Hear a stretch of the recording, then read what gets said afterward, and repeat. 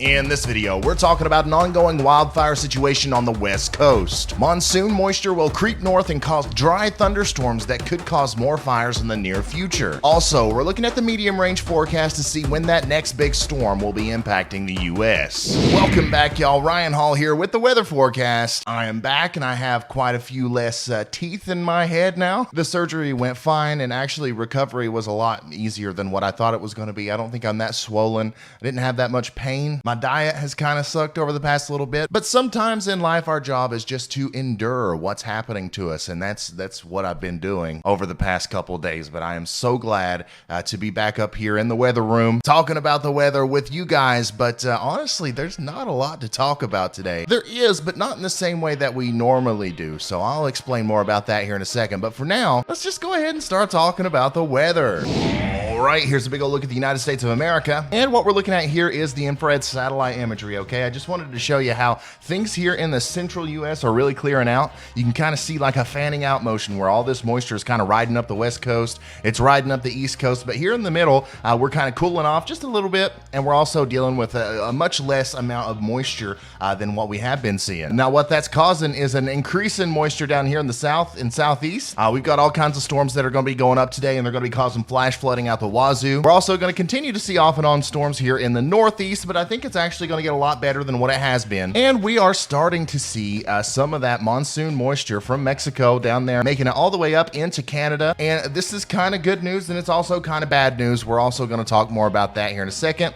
Let's start off in the southeast. Alright, once again, we're going to start off here in the southeast. We're looking at the high-resolution rapid refresh model here, and this is going to show us what the radar could look like over the next 2 days. And if you live in this region down here, I do suggest that you actually kind of pay attention to the radar over the next couple of days, especially if you live in a flood-prone area, because, buddy, we're going to be talking about some gully washers, some torrential downpours down here, just some flat-out dangerous thunderstorms that really, they're just dumping all the moisture from the Gulf of Mexico onto your head. Now, we might see an isolated severe thunderstorm warning and stuff like that down here, but really the main threat with these storms over the next couple days here in the south is going to be that flash flooding threat, okay? The precipitable water values down here are off the charts, lots of moisture in the atmosphere, and once again, it's just going to get funneled through these clouds down into the Louisiana, Mississippi, Alabama, that region right there, okay? So this is what the radar could look like over the next little bit. Here we are at 6 p.m. today. As you can see, widespread heavy downpours moving through southern Mississippi, southern Alabama, into the panhandle of Florida, and also southern Georgia. Also, you can't rule out eastern Texas and Louisiana here either. Pretty much anywhere south of the Missouri, Tennessee, and Virginia line here needs to watch out for that isolated chance for flash flooding today. You know, it's going to probably be pretty sunny for a little while, especially earlier in the day. All right, but as we get closer to that afternoon period, all this moisture and all this instability is going to keep adding up, and then eventually big updrafts are going to go up, and they're just going to absolutely drop a torrential downpour on you. And you know, depending on how fast that storm moves or how big the storm is, they could drop an inch or two, maybe 3 or 4 inches in a very short amount of time and cause severe flash flooding, especially down here in southern Mississippi and southern Alabama, okay? Make sure if you live in a flood-prone area down there, you are taking your precautions now to get ready for that. Also, we're going to see some very strong storms in the form of rainfall through much of Florida, okay? Pretty much the further south you are, the more instability and the more moisture there is to work with. So if one of these big bad boys pops up here anywhere along the coast specifically, it's just going to be a very wet time. So make sure you're ready for that. I know there's a lot of people finally making their way down here for vacation.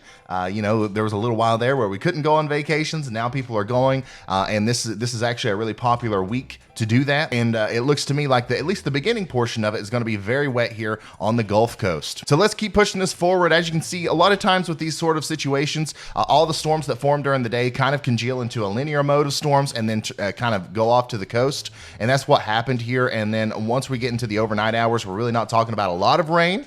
There might be a little bit here in North Georgia, down in southeastern Tennessee, working its way into the Appalachian region of South Carolina and North Carolina. But really what this is just leftover steam from the storms earlier that day, and that will respark tomorrow and cause more heavy rain, especially once again in Mississippi, Alabama, and Georgia, and maybe even a little bit heavier rain here in South Carolina tomorrow as we watch this move out. Now, 2 a.m. on Wednesday is as far out as we can go, but I do think think that after Wednesday, it's going to calm down a little bit. So it's really the next 2 days that we got to be watching for these storms to bring an incredible amount of rain, okay? Once again, some of the areas to watch are going to be in Mississippi, Alabama, but also, according to this run of the HRRR, here in North Georgia, man, you're talking about 5, 6, 7, 8 inches of rain, and especially the further north and east you go in Georgia, we're talking about the Appalachian Mountains in those valleys, okay? So if we can actually get some short-term rainfall totals above 3 or 4 inches in that area, we are going to see flash flooding. So just pay attention to that, okay? Anybody in the south and east, south of Kentucky, Missouri, and Virginia, the chances there for you to get a big old rainstorm that's going to cause some problems, okay? And that's pretty much it. That's all we're talking about for you guys.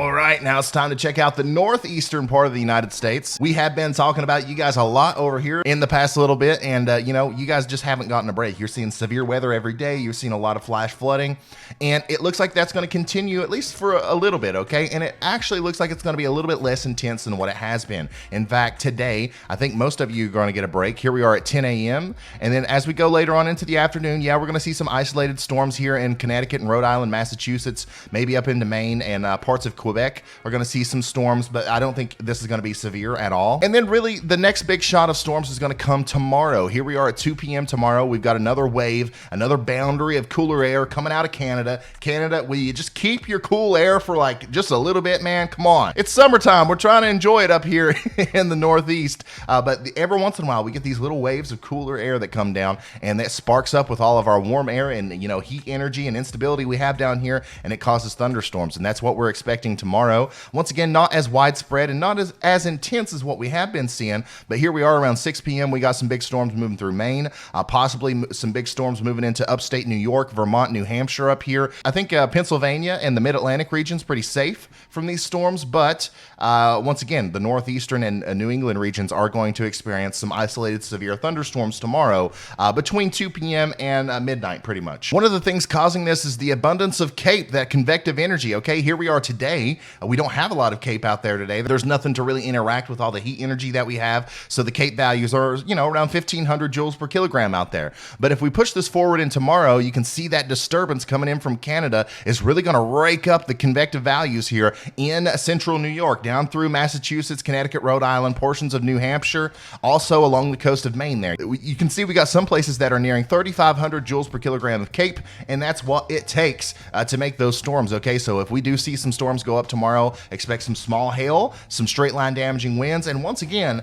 the threat is there for isolated flash flooding, as it always is, especially in the more mountainous and hilly regions of the Appalachians there. So that's pretty much all we're dealing with in the Northeast in the short term. All right, now we're talking about the West Coast, okay?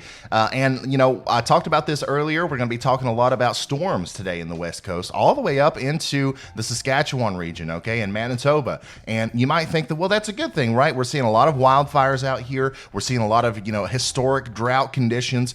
And you're right, okay? I am actually pretty glad that we're seeing some of this monsoon moisture make it as far north and west as, you know, into Oregon and Washington. But the problem is, okay, that moisture is going to be locked up in the upper levels of the atmosphere, I believe. It's still going to allow for convection. It's still going to allow for thunderstorms to occur. But like we have been seeing over the past little bit, actually, I think that some of that moisture, or a lot of that moisture, is not going to reach the ground. And what is going to reach the ground are the lightning strikes that come with that. So let's take a look at this. Here we are later on today. We're going to see an insurgence of moisture and scattered storms from Colorado, New Mexico, Nevada, California, all the way up once again into near Saskatchewan here. And around 6 p.m. today, a lot of places are going to be seeing a pretty good amount of thunderstorm activity. Now, here's a really important thing to keep in mind, all right? We've seen flash flooding and all kinds of crazy stuff happen down here in Arizona from these same storms. Why are we not talking about flash flooding up here in Idaho?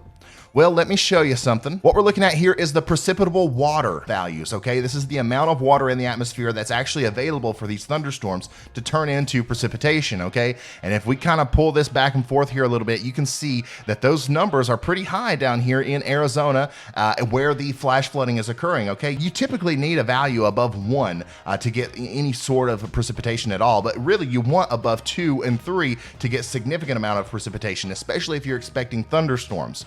So as you can see here, the further north you go, especially in Washington and Oregon, we're below 1, okay? We got 0.64, 0.76. So there's enough moisture in the atmosphere for these clouds to form and for these storms to happen, but there's not enough for like really a significant rain core or a precipitation portion of the storm to reach the ground. So that's why I think these thunderstorms that we're seeing today and tomorrow are going to continue to be problem makers with dry lightning. Okay, so look at here. You can see all these storms that are popping up. Thankfully, we don't have a lot today in Washington and Oregon, but here in northeastern Nevada, all the way up through Idaho and stuff, even though we do have a little bit more moisture here, I do think that there's going to be a lot of instances where lightning strikes happen, not a lot of rainfall happens, therefore those lightning strikes cause more wildfires. Okay, so we're in a pretty serious situation out here. We got a lot of fires currently burning. We thought that we were going to have some relief with this monsoon moisture making it this far north and west, but unfortunately it's just causing more problems, and I think that's going to continue to be the case over the next little bit. In fact, we're not going to have this moisture forever. It's going to actually kind of cycle up and go like this and get out of here, and we're going to be right back into the drought conditions. So, you know, the only thing it's given us is lightning strikes, which is not good. So let's look at tomorrow too, and as you can see, you can already see the bulk of that moisture is moving off to the east here, and it's kind of leaving behind the area that really needs the rainfall, and it's just leaving these little storms that could possibly cause dry lightning. And if we look at the above ground smoke density model here, you can tell where these fires are really going on, okay? Some of the biggest fires are happening in Northern California, in portions of Washington and Oregon, and you know, that's exactly where those PWAT values, or the precipitable water values, are the lowest, and that's where we're also going to be seeing storms with dry lightning, okay? Some of these fires here in Idaho and Montana might actually get a little bit of a dampering from the rainfall, the little bit of rainfall that does make it to the ground out here, but I don't think it's going to solve many problems because it's going to be brief, and those lightning strikes are going to continue to affect the area there. So lots of wildfire problems. Even got smoke now coming from Canada towards the south and west. So we're going to have a lot of air quality problems here in the western portion of the United States for the foreseeable future, and that is something we are going to keep a very close eye on, okay? All right, another thing that I want to talk about real quick are the tropics, okay? Now, we have absolutely nothing going on in the Atlantic Ocean, all right? I think that's going to change a little bit, but right now we do have a couple systems in the Pacific. We had Hurricane Felicia while I was recovering from my wisdom tooth extraction, and it was actually a beautiful hurricane. It was up to a Category 4. It's starting to diminish now, but we have a lot of systems working through the Pacific Ocean here, and we're going to see another storm form here within the next couple of days, and we just kind of got this train of very strong tropical storms and hurricanes moving from east to west in the Pacific Ocean, okay? And currently, the only one that's truly notable is Hurricane Felicia, and let's get an update on it from the Hurricane Center. As you can see here, Hurricane Felicia is still a hurricane with a maximum sustained winds of 100 miles an hour, and it's moving west at 12 miles an hour, okay? So we're way down. We were up to 145 mile an hour winds with this storm, but it's starting to enter a less favorable area for cyclonic formation. And as you can see here, it's going to turn into a tropical storm around 8 p.m. today, and then down to a tropical depression around 8 p.m. Wednesday, and then it's going to be a depression as it goes south of Hawaii here. So if anybody's got any trips planned to Hawaii, Felicia shouldn't impact you too much at all, okay? And neither should either of the other tropical systems that we're watching out here. I think that you're going to be good, okay? And that's all the weather talk I have for you today. Thank you so much for watching, guys. If you haven't already, make sure you slap that like button, subscribe to the channel if you haven't already, and hit that notification bell, okay? That's all I got for you. Thanks for watching. Follow me on TikTok, Twitter, and all that stuff, because I'm there all the time, and I'll see you in the next one. Goodbye.